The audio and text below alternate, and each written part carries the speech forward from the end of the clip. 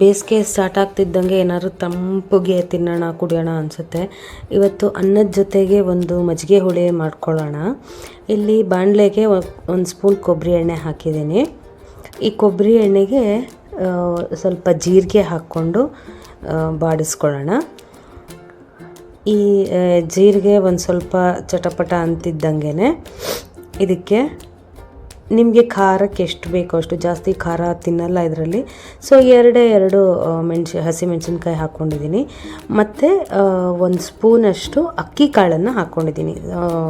ಸಾರು ಸ್ವಲ್ಪ ಮಂದ ಬರಲಿ ಅಂತ ಹೇಳ್ಬಿಟ್ಟು, ಮಜ್ಜಿಗೆ ಹುಳಿ ಸ್ವಲ್ಪ ಮಂದ ಬರಲಿ ಅಂಥೇಳಿ ಒಂದು ಕಡ್ಡಿ ಇದು ಹಾಕ್ಕೊಂಡಿದ್ದೀನಿ, ಕರ್ಬೇವಿನ ಸೊಪ್ಪು.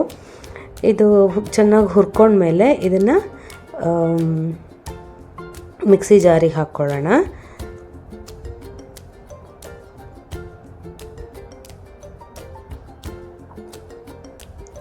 ಇದರಲ್ಲಿ ಬೇಳೆ ಎಲ್ಲ ಏನು ಉಪಯೋಗಿಸೋದಿಲ್ಲ ಅಲ್ವಾ, ಹಾಗಾಗಿ ಸ್ವಲ್ಪ ಕಾಯಿ ನಾವು ಜಾಸ್ತಿ ಬಳಸ್ತೀವಿ. ತೆಂಗಿನ ತುರಿ ಸ್ವಲ್ಪ ಜಾಸ್ತಿ ಹಾಕ್ತೀವಿ. ಇದರಲ್ಲಿ ಒಂದೂವರೆ ಮುಷ್ಟಿಯಷ್ಟು ತೆಂಗಿನಕಾಯಿ ಹಾಕ್ಕೊಂಡಿದ್ದೀನಿ. ಉಪ್ಪು ಹಾಕ್ತಾಯಿದ್ದೀನಿ 1 ಸ್ಪೂನು. ಇಲ್ಲಿ ಅದನ್ನು ನೈಸಾಗಿ ರುಬ್ಕೊಳ್ಳೋಣ. ಇಲ್ಲಿ ಇನ್ನೊಂದು ಸ್ಪೂನ್ ಕೊಬ್ಬರಿ ಎಣ್ಣೆ ಹಾಕ್ಕೊಂಡು ಒಂದು ಬೇಸಿಕ್ ಒಗ್ಗರಣೆ ಮಾಡ್ಕೊಳ್ಳೋಣ. ಸಾಸಿವೆ,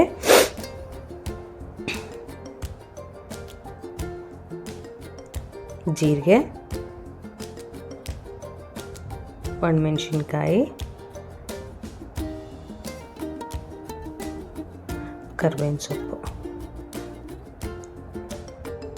ಇದಿಷ್ಟು ಆದಮೇಲೆ ಬೂದ್ಕುಂಬಳಕಾಯಿದು ಸಿಪ್ಪೆ ತೆಗೆದು ಚೆನ್ನಾಗಿ ತೊಳೆದು ಅದನ್ನು ನೀರು ಹಾಕಿ ಉಪ್ಪು ಹಾಕಿ ಬೇಯಿಸ್ಕೊಳ್ಳೋಣ. ಅದು ಮುಳುಗೋಷ್ಟು ನೀರು ಹಾಕಿದ್ರೆ ಸಾಕಾಗುತ್ತೆ.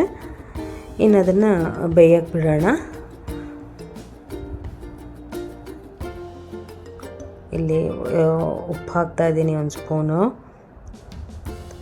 ನೋಡಿ ಬೆಂದ್ಬಿಟ್ಟಿದೆ ಇದು ಆಲ್ರೆಡಿ. ಇದಕ್ಕೊಂದು 15 ನಿಮಿಷ ಬೇಕು, 15ರಿಂದ 20 ನಿಮಿಷ ಬೇಕು ಬೇಯೋಕ್ಕೆ. ಚೆನ್ನಾಗಿ ಬೆಂದಿದೆ ಅಂದವಾಗ ನಾವು ರುಬ್ಬಿಟ್ಕೊಂಡಿದ್ದೀವಲ್ಲ ಆ ಮಸಾಲೆ ಹಾಕ್ಕೊಳ್ಳೋಣ. ನೀರು ನಿಮಗೆ ಹೇಗೆ ಬೇಕು ಹಾಗೆ. ನಾವು ಇದೆಲ್ಲ ತಣ್ಣಗಾದ್ಮೇಲೆ ಮಜ್ಜಿಗೆನ ಮಿಕ್ಸ್ ಮಾಡ್ತೀವಿ, ಹಾಗಾಗಿ ನೀರು ಸ್ವಲ್ಪ ಕಮ್ಮಿ ಇದ್ರೇ ಒಳ್ಳೆಯದು, ಟೇಸ್ಟು ಚೆನ್ನಾಗಿರುತ್ತೆ.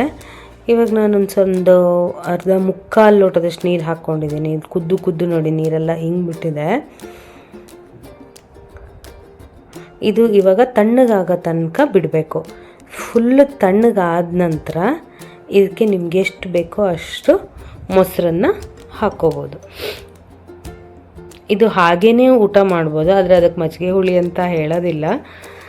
ಸೊ ಮೊಸರು ಎಷ್ಟು ಬೇಕೋ ಅಷ್ಟು ಮಿಕ್ಸ್ ಮಾಡಿ ಅನ್ನದ ಜೊತೆ ಊಟ ಮಾಡಲಿಕ್ಕೆ ಚೆನ್ನಾಗಿರುತ್ತೆ. ಒಂದ್ಸರಿ ಟ್ರೈ ಮಾಡಿ, ಚೆನ್ನಾಗಿದ್ದರೆ ತಿಳಿಸಿ.